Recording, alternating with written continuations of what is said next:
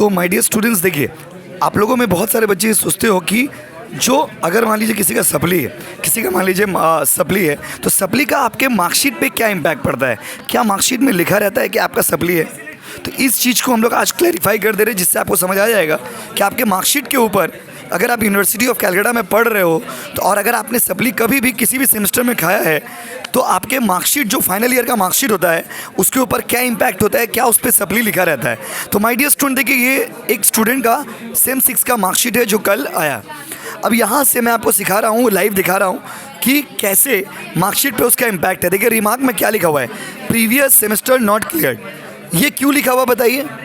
इसका मतलब हुआ कि ये स्टूडेंट का 6 सेमेस्टर क्लियर है, लेकिन ये स्टूडेंट सेम 4 का एग्ज़ाम नहीं दिया है या नहीं, एग्ज़ाम उसका क्लियर नहीं है, इस कारण से सेम 4 उसका नॉट क्लियर दिखा रहा है। बात समझे, इस कारण से उसका सेम 4 नॉट क्लियर दिखा रहा है। बट कहीं भी ये नहीं लिखा हुआ है कि ये स्टूडेंट कितना बार सप्ली खाया, कहाँ सप्ली खाया, किस पेपर में सप्ली खाया, ऐसा कुछ भी लिखा हुआ नहीं है। मतलब अगर आप ग्रेजुएशन क्लियर कर लोगे, सारे सेमेस्टर्स अगर आपके क्लियर रहेंगे, ठीक है, भले आपने बीच में सप्ली भी खाया तो उसका रिफ्लेक्शन मार्कशीट में नहीं होता है।